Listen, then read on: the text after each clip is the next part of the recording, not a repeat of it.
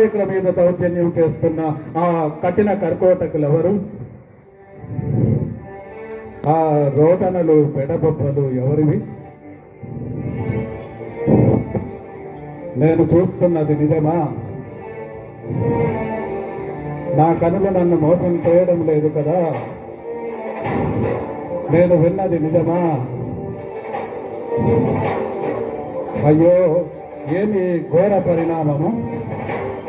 రత్న గర్భ అని పేరున్న నా భరతమాత కడుపులో కార్చిచ్చ, కాటుక కంట కన్నీరా, ఆ కరుణామయి కోమల హస్తాలకు కఠిన దొందలలా. వీరాది వీరులమని పేరున్న నా భారతీయ సహోదరులు బందిపోట్లుగా వచ్చిన ఆ తుచ్చ దేశద్రోహులకు తలయొగ్గుతాయా? ఆ పని వారికి అడుగులకు మడుగులెత్తుతాయా?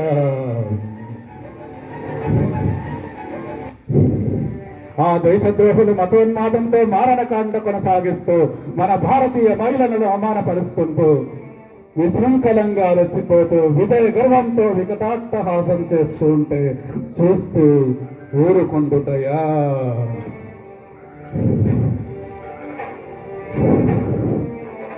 అమాయకులైన శాంతి కాముకులైన నా భారతీయ సహోదరులు నిర్వీరులై నిరాశక్తులై బానిసలై వారి అడుగులకు మడుగులొత్తుతూ భయంకరమైన బానిస బ్రతుకుతుంటే అడిగేవాడు ఎవడు లేడా? లేదు, లేదు, ముమ్మాటికి లేదు. ఈ ఛత్రపతి శివాజీ కంఠంలో ప్రాణం ఉండగా నా జాతి బానిస బతకటానికి వీల్లేదు.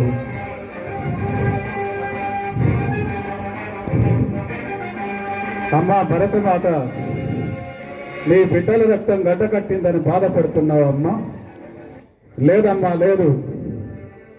పంచభూతాల సాక్షిగా, నా తల్లి జిజాబాయి సాక్షిగా, నా గురువు సమర్థ రామదాసు సాక్షిగా నీకు ప్రమాణం చేస్తున్నాను. నా సర్వశక్తులు ధారపోసి, నా రక్తాన్నైనా ధారపోసింది నిన్ను దాస్య విముక్తి చేస్తాను. నేటి నుంచి నీ దాస్యముకు తీరే వరకు నాకు నిద్రాహారాలు లేవు, విశ్రాంతి లేదు, ఆకలి దప్పికలు లేదు. నేటి నుంచి విప్లవమే నా ఊపిరి, సాయుధ పోరాటమే నా పని. తుచ్చమైన బానిస బతికే కంటే స్వేచ్ఛాయుతమైన స్వతంత్ర జీవితం గొప్పదని నిరూపిస్తాను. నా ప్రతి పలుకు శత్రువు గుండె దగ్గరిల్లే స్వతంత్ర కేక.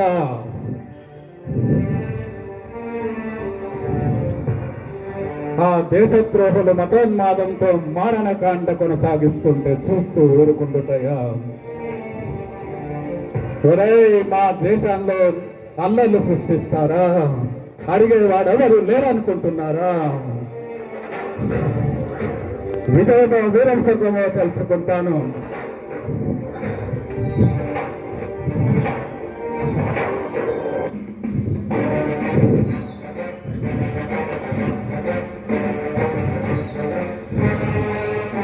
నా భరతమాత నుదుటిపై నెప్పటి తిలకం దిద్దుతాను.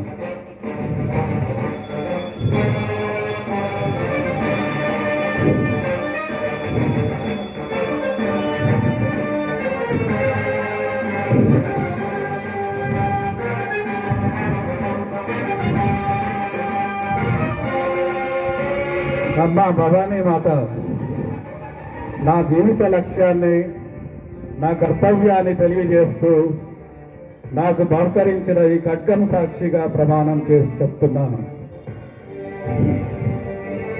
మన దేశంలో హిందువులు ఎలా గౌరవింపబడతారో ఇతర మతస్థులు అలాగే గౌరవింపబడతారు. ప్రజలందరినీ కన్నబిడ్డలాగా కాపాడుతాను. శివాజీగా, పరమయోధుడిగా, వ్యూహకర్తగా, ప్రజారంజకంగా పరిపాలన చేస్తానని ఈ సభాముఖంగా ప్రకటిస్తున్నాను. మహిళల రక్షణ మన రాజ్య విధానాలలో అత్యంత ముఖ్యమైనది. ఖడ్గానికి రక్త సింధూరమే. అంతేగాక సతీ సహగమనాన్ని పూర్తిగా నిషేధిస్తున్నాను.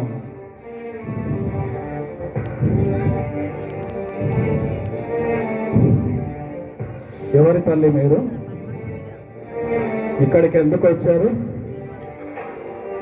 మీరు రాలేదా? నా బట్టలు తీసుకొచ్చారా? నేను తీసుకురమ్మని చెప్పానా? లేదమ్మా, లేదు. ఈ ఛత్రపతి శివాజీ స్త్రీ రక్షణకై ప్రాణాలు అర్పిస్తాడు తప్ప ఇలాంటి దుష్కార్యాలకు ఒడిగట్టడమ్మా.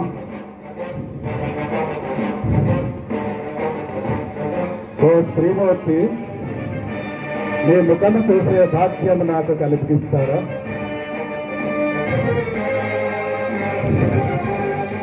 అమ్మా, నీలో నా తల్లి రూపం కనిపిస్తుందమ్మా.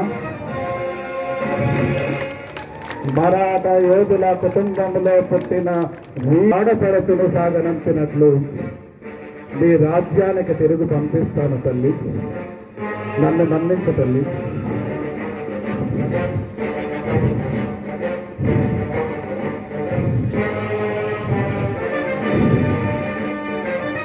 మరాఠా యోధులారా, యుద్ధ వీరులారా, ధరణి మాత కన్నీరు పెట్టుకుంటే చూస్తూ వేడుకుంటామా? రండి, రండి, నాతో చేతులు కలపండి. మనమంతా ఒకే జాతి. భరత జాతితో గెలవలేనప్పుడు యుక్తితో గెలవాల్సిన అవసరం ఉంది. యుక్తి అనేది విద్య నుండి వస్తుంది. యుద్ధ విద్యను నేర్చుకోండి. ఒక్క విషయం గుర్తుపెట్టుకోండి, మనం యుద్ధం చేసే సమయంలో స్త్రీలను కించపరచరాదు, అవమానించరాదు. స్త్రీలు ఎప్పుడూ మనకు మాతృమూర్తితో సమానం. సైనికులారా, రండి, మతోన్మాద శక్తులను తరిమి కొడతాము. రండి.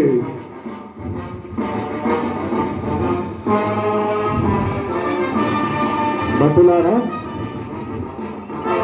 ఏమిటది? అఫ్జల్ ఖాన్ నుంచి లేక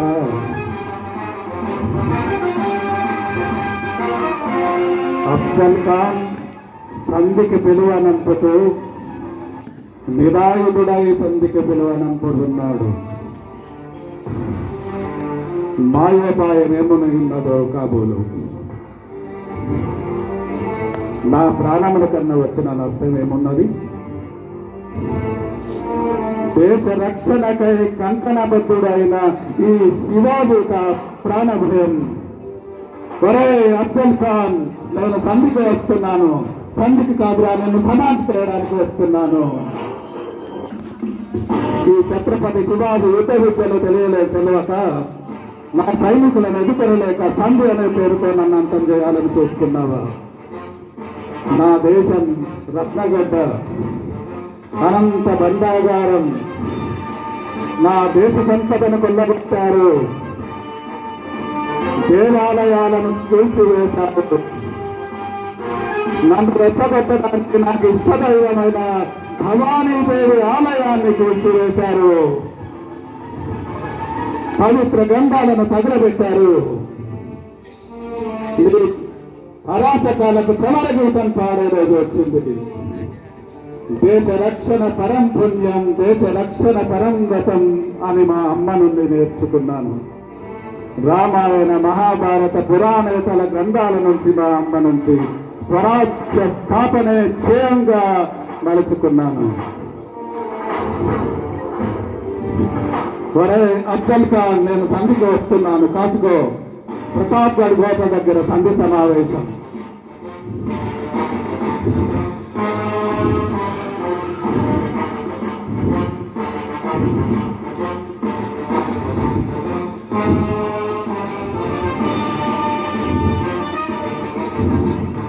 మిత్రమా అఫ్జల్ ఖాన్,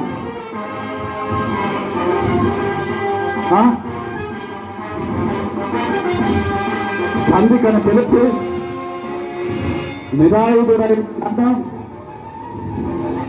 కపట ప్రేమకు కౌగులించుకొని నన్ను పిరుబాటుతో చంపాలని చూస్తావా? ఈ కుతంత్రాలు కుట్రలు నాకు తెలియదనుకున్నావా? దేశ రక్షణ కోసం ప్రాణత్యాగం అర్పించ నాకు వెన్నతో పెట్టిన విద్య. భారతీయుల ప్రతి రక్తంలో స్వేచ్ఛా వాయువుల కోసం పోరాడుతూనే ఉంటారు. నువ్వు ఇలాంటి వాడు అని తెలిసి నా జాగ్రత్తలో నేనున్నాను. ఉప్పు కవచం ధరించాను, పిడికి బాకు దాచుకున్నాను. ఒరే, నిన్ను సంవరించి పులిగోళ్లతో సంవరించి ధర్మస్థాపన చేస్తాను.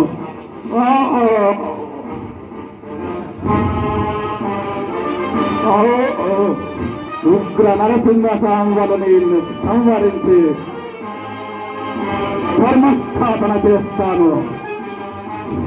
నేటితో ఈ దేశానికి పట్టిన పీడ విరుగుడైంది. నీ సైన్యాన్ని కూడా సాధించాము. జిగామాత కోసం కందన కోటను సాధించాము. నా మిత్రుడు తానాజీ సహకారంతో కందన కోట విజయం సాధించాము. తానాజీ కోటని గెలిచాడు, కానీ యుద్ధంలో వీరమరణం పొందాడు.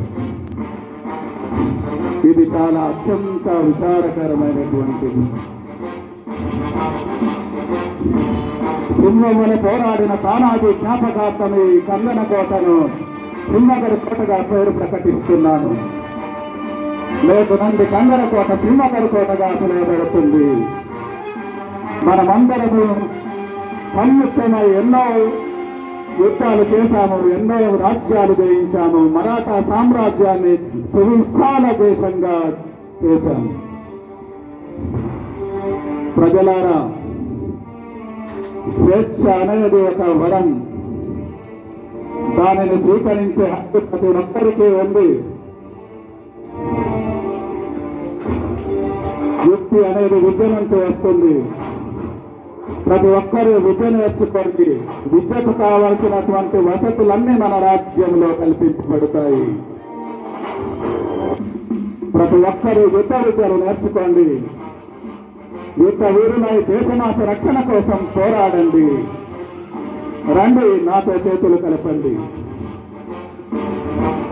ప్రజలు మీరంతా నన్ను ఛత్రపతి శివాజీగా గౌరవిస్తున్నారు, కానీ నేను మాత్రం మీ సేవకుడినని సగౌరవంగా ప్రకటిస్తున్నాను.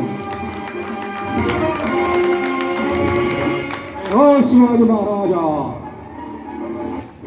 ఛత్రపతి శివాజీగా, ప్రజారంజకుడిగా, వ్యూహకర్తగా, యుద్ధకర్తగా, అమోఘమైనటువంటి శక్తికర్తగా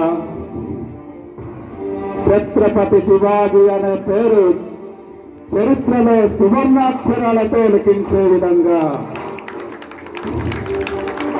ఆ పేరు విన్నా తలచిన శరీరం రోమాంచితమై దేశభక్తితో పొంగే విధంగా ప్రజారంజకంగా పరిపాలన చేస్తానని ఈ సభాముఖంగా సగౌరవంగా ప్రకటిస్తున్నాను. జై భవానీ, భవానీ, జై జై భవానీ, శివాజీ, జై బోలో భారత్ మాతా కి జై, బోలో భారత్ మాతా కి జై, బోలో భారత్ మాతా కి జై. గట్టిగా కర్తాల మధ్య వారిని అభినందించాలి. ఛత్రపతి శివాజీ మహారాజ్ కి పద్మయ్య గారు